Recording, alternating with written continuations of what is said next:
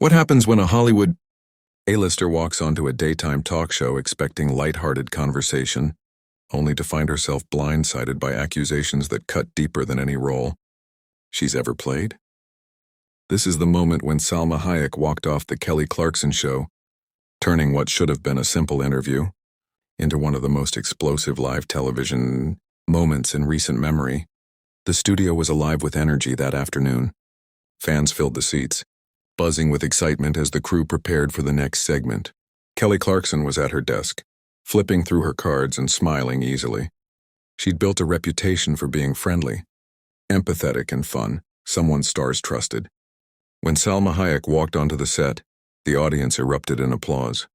She looked stunning in an emerald green dress that shimmered under the neutral studio lights, her dark hair falling in soft waves. She smiled warmly, but there was something in her eyes, a quiet alertness, a sense of being ready for anything. "And we're back with the incredible Salma Hayek," Kelly said cheerfully, her Texas charm filling the air. "Thank you for having me, Kelly," Salma replied, her voice calm and melodic, her accent still distinct after years in Hollywood. Kelly leaned in. "So your new film is about a woman questioning her identity and belonging. How did you connect with that?" Salma brightened. "I think all actors bring part of themselves to their work. My character struggles to find where she belongs, and that's something I've felt too, especially when I first came to Hollywood." Kelly smiled, but her tone shifted ever so slightly. "That must hit home for you. You've spoken before about needing to work twice as hard because of your background." The air tightened. The studio audience grew quiet. Salma adjusted her posture. "Yes," she said slowly. "Anyone who moves to a new culture faces challenges, but I've been fortunate." Kelly pressed on. "Still, there have been stories. Reports about tension on some sets, disagreements with directors, even Marcus Davidson?" The name hung in the air. Salma's expression didn't waver. "I've worked with Marcus twice. Our relationship was professional. Yet there were reports of a heated argument on the set of Desert Moon." Kelly continued. Salma's smile hardened. "Kelly, I was told we'd be discussing my new project, not rumors." The tension was visible now. The control room debated cutting to commercial. Kelly hesitated, then said, "I'm just trying to be honest. People in the industry have described your behavior as difficult. Some even say devil-like." The words landed like a slap. The audience collectively inhaled. Salma stared at her, eyes narrowing. "Devil-like?" she repeated softly.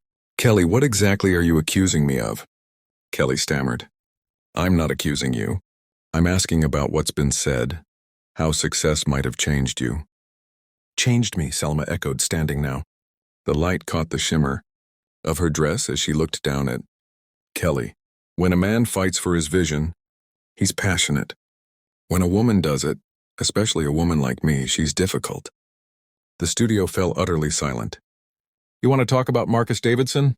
Salma continued, voice sharp but steady. "That man once told me I should stick to playing maids and mistresses because that's what audiences expected from someone like me. And when I told him that was unacceptable, I became a problem." Kelly looked taken aback. "I didn't know."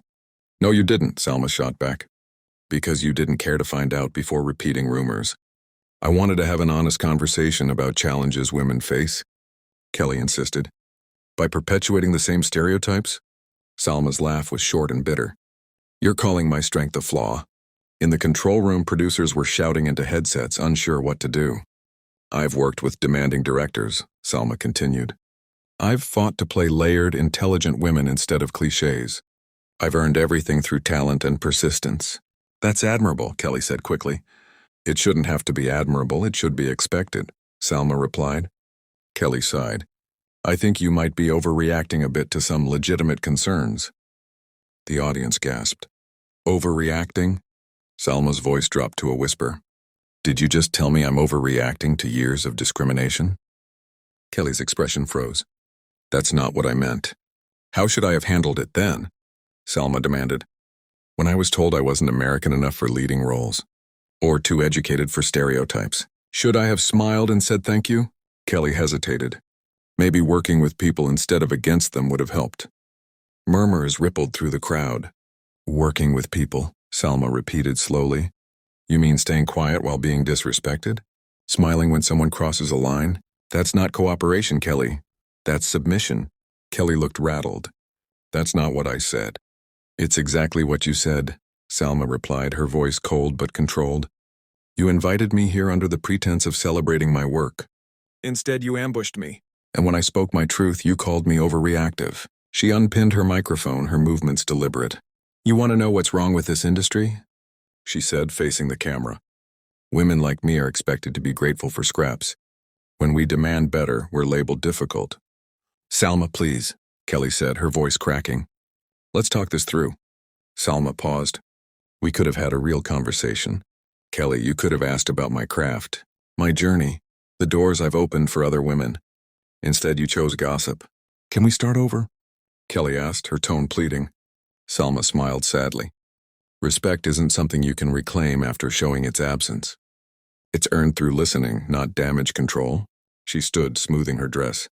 The sound of her heels echoed against the studio floor. At the edge of the stage, she turned back. You want to know the truth about being difficult? She asked, her voice resonant. Difficult women change the world. We don't accept less than we deserve. We speak truths others fear to say. Kelly, her voice trembling, said, I respect everything you've done. Then show it, Salma replied softly. Stop tearing down women who refuse to shrink. With that, she walked off the set. The studio was silent. Kelly sat frozen in her chair, staring at the space where Salma had stood moments earlier. The cameras kept rolling, capturing the stunned faces of the audience. When the feed finally cut, no one moved. The silence was heavier than applause, charged, real, unforgettable. That moment, raw and unscripted, spread across social media within hours. It sparked debates about respect, perception, and the impossible standards women, especially women of color, face in Hollywood. And as the clip replayed around the world, one thing was clear. Salma Hayek hadn't just walked off a talk show. She'd walked straight into history, turning confrontation into a masterclass on dignity, power, and the courage to speak up. So what do you think? Was Salma right to walk away, or should she have stayed to finish the conversation? Let me know your thoughts in the comments below.